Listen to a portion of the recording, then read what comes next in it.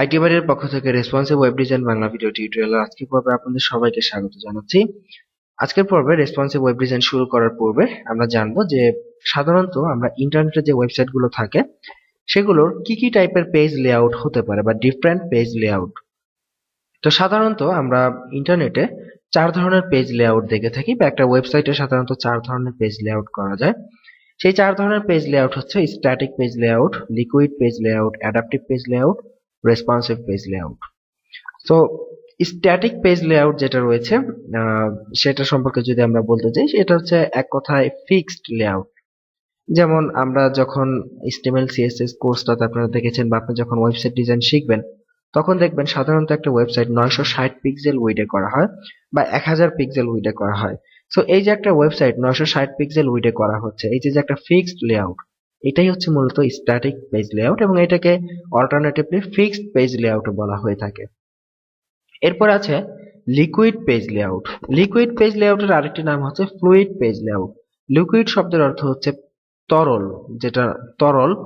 তরলের কাজ কি? যে কোনো পেজ লেআউটে অটোমেটিক্যালি মানে যে কোনো জায়গায় আপনি যদি পানিকে কোনো গ্লাসে রাখেন সেই গ্লাসেরই আকৃতি ধারণ করবে। সো লিকুইড পেজ লেআউটটা হচ্ছে এরকম, আপনি এটাকে যেই স্ক্রিনেই দেন না কেন সেই স্ক্রিনের সাথে অটোমেটিক্যালি ফিট হয়ে যাবে, আপনাকে কিচ্ছু করতে হবে না। এটা খুবই চমৎকার ডিজাইন বা ফ্লুইড ডিজাইন বলা হয় এটাকে। তো এটার প্র্যাকটিক্যাল আমরা একটু পরেই দেখব। তো এটা জাস্ট আইডিয়াটা হচ্ছে এরকম যে আপনার স্ক্রিনের সাথে অটোমেটিক্যালি সেটা ফিট হয়ে যাবে। তো এরপরে যেটা আছে অ্যাডাপটিভ পেজ লেআউট, এটা হচ্ছে আরেকটু অ্যাডভান্স লেভেলের। অ্যাডাপটিভ পেজ লেআউটটা মানে হচ্ছে যে এটা রেসপন্স করে। যেমন ধরুন এটার সিস্টেমটা এরকম, আপনি নির্দিষ্ট রেঞ্জের মধ্যে আপনার পেজটাকে আপনি উইডথ চেঞ্জ করতে পারবেন। যেমন আমাদের কম্পিউটার মনিটর গুলো বিভিন্ন রেঞ্জের হয়, যেমন 1920 পিক্সেল, আবার 1080 পিক্সেল, দেন 720 পিক্সেল ইত্যাদি বিভিন্ন পিক্সেলের আমাদের স্ক্রিন গুলো হয়। সো আপনি চাইলে বিভিন্ন পিক্সেল রেশিও অনুযায়ী যে কত থেকে কত, এত থেকে এত পিক্সেল পর্যন্ত আমার ওয়েবসাইটের উইডথ এত থাকবে, আবার এত থেকে এত পিক্সেল পর্যন্ত আমার ওয়েবসাইটের উইডথ এত থাকবে। এইভাবে আপনি আপনার ওয়েবসাইটের বিভিন্ন উইডথ আপনি ফিক্স করতে পারেন অ্যাডাপটিভ পেজ লেআউটের মাধ্যমে। এবং সবার শেষ হচ্ছে রেসপন্সিভ পেজ লেআউট। এটা হচ্ছে মূলত লিকুইড পেজ লেআউট এবং অ্যাডাপটিভ পেজ লেআউট এই দুইটার সমন্বয়ে তৈরি করা হয় responsive page layout. Responsive page layout হচ্ছে সবচেয়ে ইফেক্টিভ এবং সবচেয়ে চমৎকার। রেসপন্সিভ পেজ লেআউটে আপনি একটি ওয়েব পেজ যে কোনো স্ক্রিনের সাথে অটোমেটিক্যালি ফিট হবে, তার পাশাপাশি এটা বিভিন্ন সাইজের স্ক্রিনের জন্য অ্যাডাপটিভ পেজ লেআউটে যেরকম রেসপন্স করে ওইরকম রেসপন্স করবে। সো বিষয়গুলো যদি আমরা আরেকটু প্র্যাকটিক্যালি দেখতে চাই, আমরা এখানে 4টা পেজ ওপেন করে রেখেছি। এই পেজগুলোর লিংক আপনারা এখানে দেখতে পারতেছেন, অথবা আমাদের এই টিউটোরিয়াল ডিভিডির সাথে সোর্স ফোল্ডারে দেয়া আছে, আপনারা চাইলে সেখান থেকেও দেখে নিতে পারেন। তো আমরা একটু প্র্যাকটিক্যালি দেখি। এতক্ষণ যে আমরা বললাম 4 টাইপের লেআউট রয়েছে, এটা একটু প্র্যাকটিক্যালি দেখব। প্রথমেই স্ট্যাটিক লেআউট। তো আমরা বলেছিলাম স্ট্যাটিক লেআউট হচ্ছে ফিক্সড। এটা আমরা স্ক্রিন যতই বড় ছোট করি না কেন এটা ফিক্সড থাকবে। সো আমরা এটাকে একটু আমাদের গুগল ক্রোমকে আমরা একটু ছোট করি, দেখি এটা ফিক্স থাকে কিনা। দেখুন আমাদের স্ক্রিন ছোট করলাম, আমাদের এটা কিন্তু ফিক্সই রয়েছে। দেখুন এটা কিন্তু এই পাশ দিয়ে কিন্তু কেটে গেছে, আমরা দেখতে পাচ্ছি। এই কাটা অংশগুলো আমরা নিচে স্ক্রল বার চলে আসছে, স্ক্রল করে আমাদেরকে দেখতে হবে যদি আমরা দেখতে চাই। সো তার মানে বুঝতে পারলাম আমাদের স্ক্রিন সাইজ যাই হোক না কেন, স্ট্যাটিক লেআউট মানে হচ্ছে সেটার উইডথ ফিক্সড।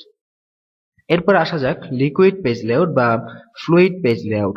আমরা বলেছিলাম স্ক্রিন মানে ফ্লুইড পেজ লেআউট হচ্ছে স্ক্রিন আমরা যতই বড় ছোট করি না কেন এলিমেন্ট গুলোর উইডথ সেম থাকবে, কারণ লিকুইড পেজ লেআউটটা মূলত করা হয় পার্সেন্টেজ বেসে। যেমন এটা আমরা দেখুন যতই ছোট করি না কেন, দেখুন আমাদের স্ক্রিন ছোট করতেছি, আমাদের এলিমেন্ট কিন্তু সেম। দেখুন বাম পাশে ন্যাভ, এখানে সেকশন, এখানে হেডার, উইডথ গুলো কিন্তু পার্সেন্টেজ আকারে কিন্তু চেঞ্জ হচ্ছে। সো লিকুইড পেজ লেআউটে কিন্তু আপনি যতই ছোট বা বড় করেন না কেন প্রত্যেকটা এলিমেন্টের উইডথ পার্সেন্টেজ আকারে চেঞ্জ হবে। তো এরপরে আমাদের যেটা রয়েছে সেটা হচ্ছে অ্যাডাপটিভ পেজ লেআউট।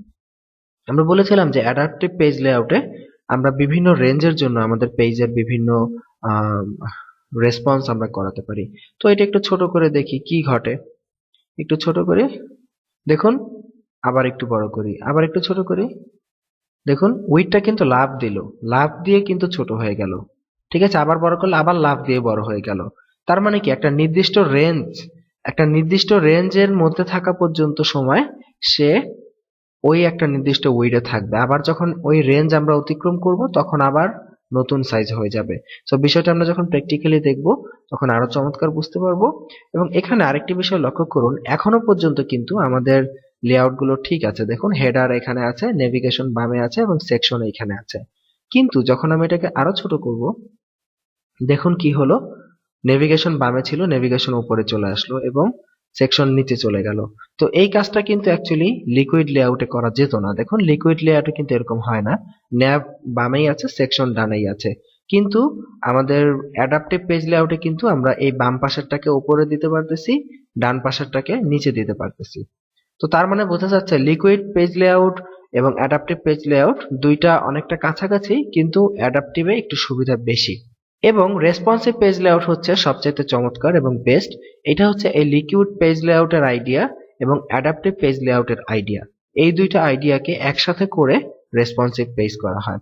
যেমন দেখুন, অ্যাডাপটিভ পেজ লেআউটের একটা সমস্যা কি ছিল, এটা একটা নির্দিষ্ট উইডথ পরে লাফ দেয়। দেখুন লাফ দিয়েছে, লাফ দিয়ে ছোট হয়ে গেছে নির্দিষ্ট রেঞ্জে। আবার লিকুইডে কি সমস্যা ছিল, এটা আমরা ছোট করলে এই বাম পাশের নেভিগেশনটা এতটাই চিকন হয়ে যাবে বেশি ছোট স্ক্রিনে, যেটা আমাদের বুঝতে অসুবিধা হবে। সো দুইটার কিন্তু দুই রকমের প্রবলেম রয়েছে।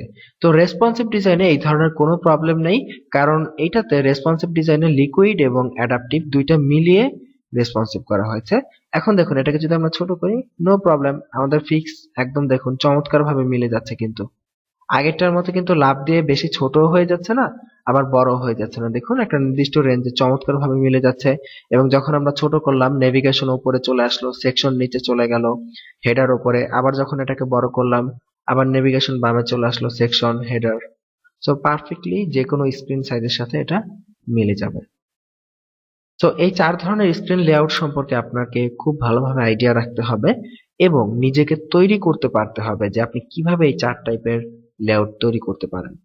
আমি জাস্ট এই পর্বে আপনাদেরকে আইডিয়া দেওয়ার চেষ্টা করেছি চার ধরনের স্ক্রিন লেআউট সম্পর্কে বা পেজ লেআউট সম্পর্কে। আমরা আগামী পর্বগুলোতে চার ধরনের পেজ আগে ডিজাইন করা শিখবো, কিভাবে চার ধরনের লেআউট আমরা তৈরি করতে পারি সেটার ফান্ডামেন্টাল এবং খুঁটিনাটি বিষয় আমরা জানার চেষ্টা করব। দেন যখন আমরা এই বিষয়গুলোতে একদম পারদর্শী হয়ে যাব, তখন আমরা কোনো ওয়েবসাইট নিয়ে সেটাকে রেসপন্সিভ করে আপনাদেরকে প্র্যাকটিক্যালি দেখাবো। এতে করে যেটা হবে, আপনি যে কোনো ধরনের ওয়েবসাইট আপনি রেসপন্সিভ করতে পারবেন। ভালো থাকবেন সবাই, আগামী পর্বের আমন্ত্রণ রইল। আজকের মতো এখানে বিদায় নিচ্ছি। আল্লাহ হাফিজ।